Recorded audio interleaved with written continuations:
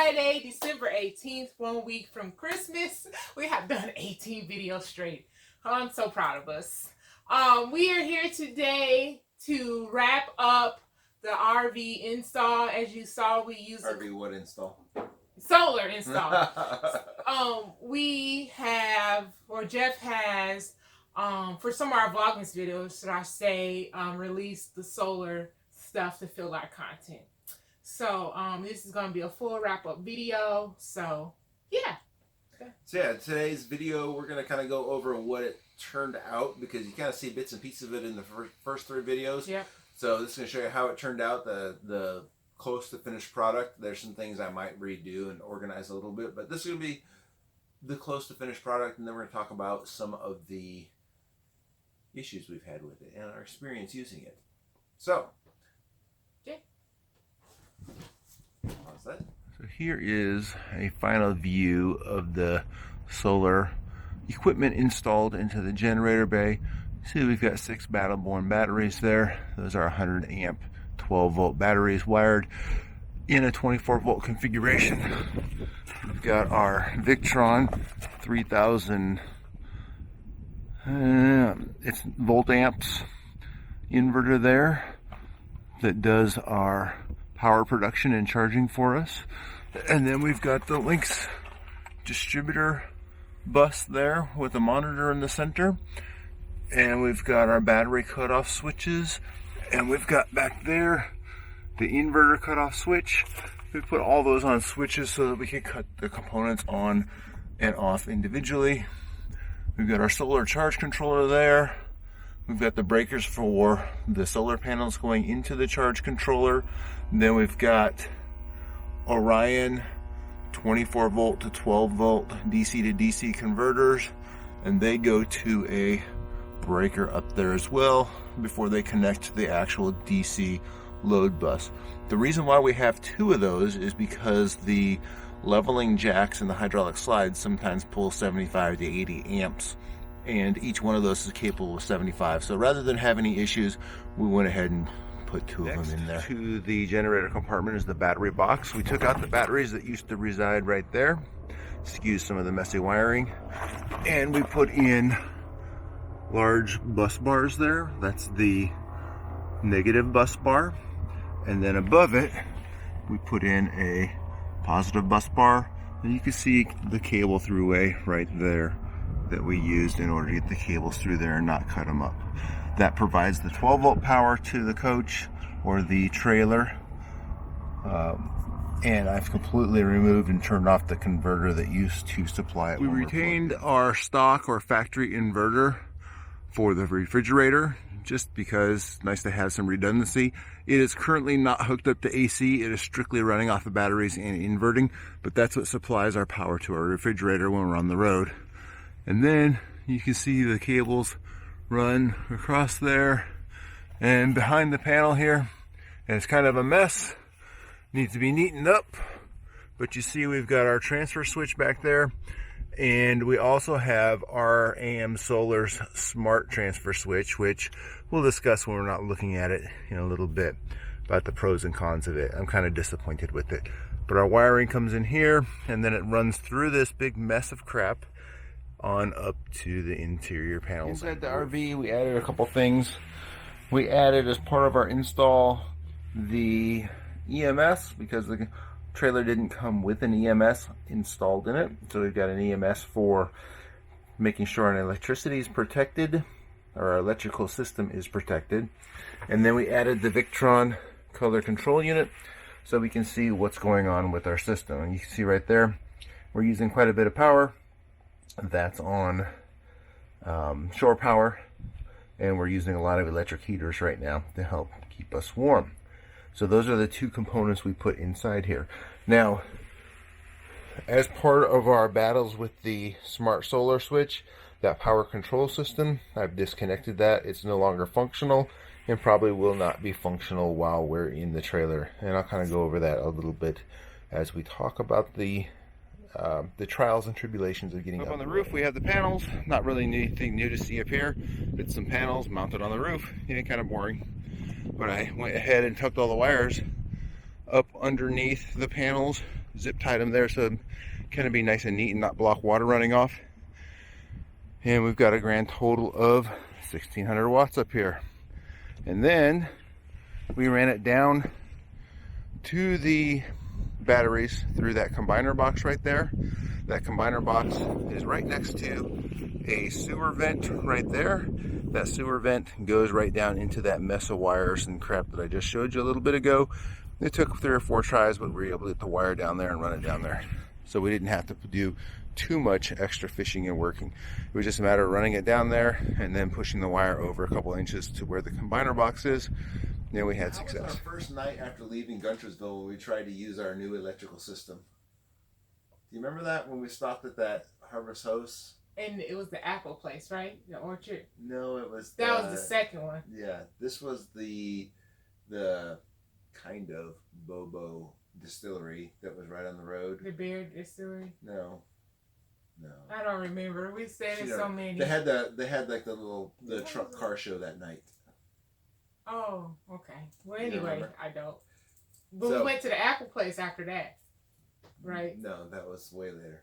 Oh, that was recently, right? All right, stop it. No, keep going. All right, so He said stop it. No, don't fix it. we're gonna fix the video. So, anyways, do you remember when we tried to get the generator going, getting some AC, and finally we gave up, and I went inside to patronize the Harvest Host, which is a nice thing for you to do if you're staying at their place for free. Yes. Yep.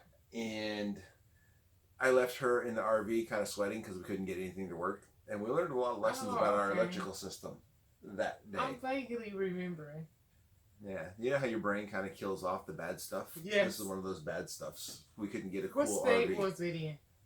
I think See, it was look, still in he Alabama. don't even remember. I don't remember where it was. It was either in Alabama or Tennessee. It might have been right across the border of Tennessee. Anyways, so we had a couple things going on. In our old trailer, we were able to run 2 generators in parallel and run everything in the trailer because of the way it was wired. Basically, the 2 generators put about 20 amps of power on each leg of the power, and it worked to make everything work. And we never had an issue with the Cedar Creek running off of 2 generators. Well, this trailer has a power management system. And the power management system, if it doesn't sense 220 volts across the 2 hot wires coming into the RV, it doesn't think that it has more than 30 amps, and it limits everything to 30 amps. So that was strike number 1. We didn't know that until we did some research. So paralleling the generators wasn't really doing us any good because we were still only ending up with basically one generator feeding the RV. Mm-hmm. And our generators were running rough and they just kept quitting, and there was a whole bunch of stuff, so we finally gave up. The other thing that we learned in our trials and tribulations is the way that we decided to connect the solar inverter to the coach's power is with AM Solar's smart phase selector, they call it. It's basically a transfer switch that's got some circuitry built in to sense whether it's on 50 amps, which again it pulls. Excuse me. Continue. I'm gonna check on it. Checks the voltages and checks and see if it has 220 volts across the 2 hot legs, and if so, it behaves as 50 amps and passes the power through. Now, if it's not got the 220 volts, then it behaves as a inverter / power, and it routes one leg of the power to both legs, one leg of the input power to both legs of the coach's power, and it can handle up to 50 amps of power that way.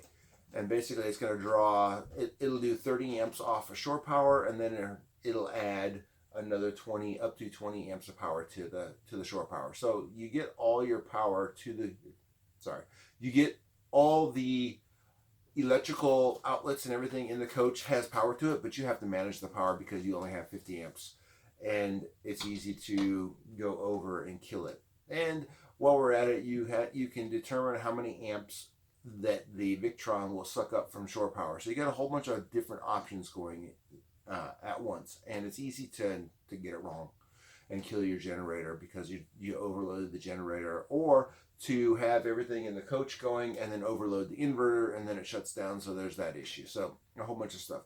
If I did it again, I don't think I would use the AM Solar Smart Phase Selector because of the limitations. I'd probably just take that money, put it into another inverter, and run 2 inverters, one on each leg of the power for the RV, and get rid of that limitation. We have unplugged our power management system because it interferes too often. It will only allow 30 amps of power even when we're running our inverter and shore power. So it only allows 30 amps of power to be used where we have 50 amps available. So it really kills off things for us. So we don't do that.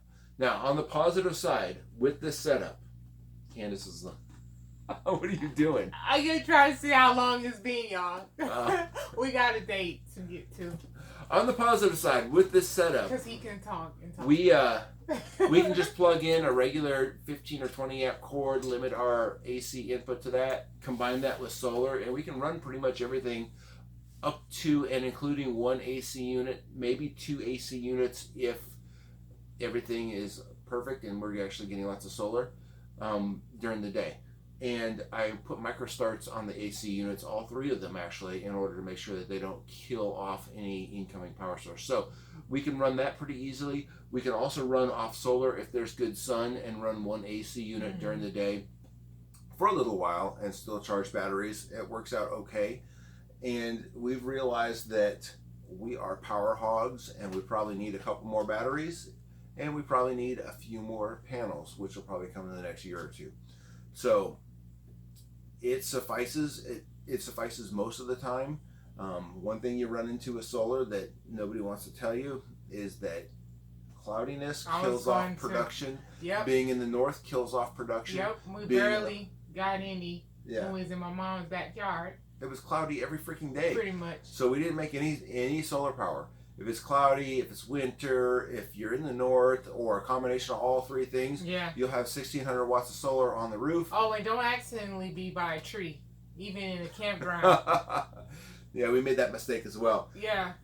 We parked where we expected to have sun, but that was at that orchard parade. That's yeah, why that was at the apple thinking. orchard. Yeah, that's what I was thinking about that. I was like, oh, babe, you didn't park further out.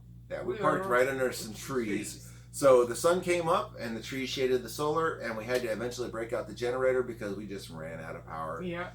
So there's a whole lot of little things that you learn. I think we're pretty good now. We should be able to function for the most part as long as we get some sun.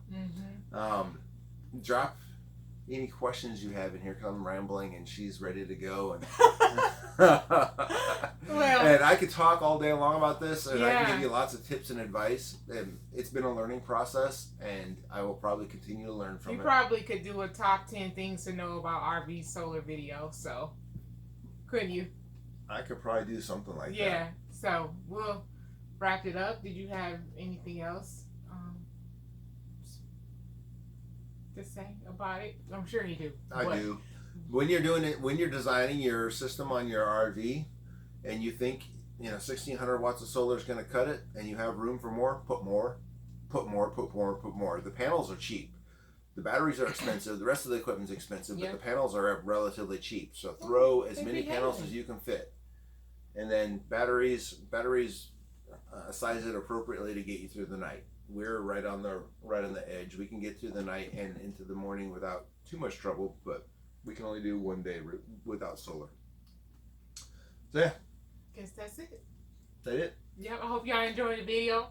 Ask away about the solar, because everyone wants to know, I know. Give it to us. Jeff is very versed, and we can build some more content out and share tips and all that stuff. So this is day 18. Thank y'all for watching. Like, comment, subscribe. Hit the notification bell so you know when we drop our next video. We'll see you tomorrow for day 19.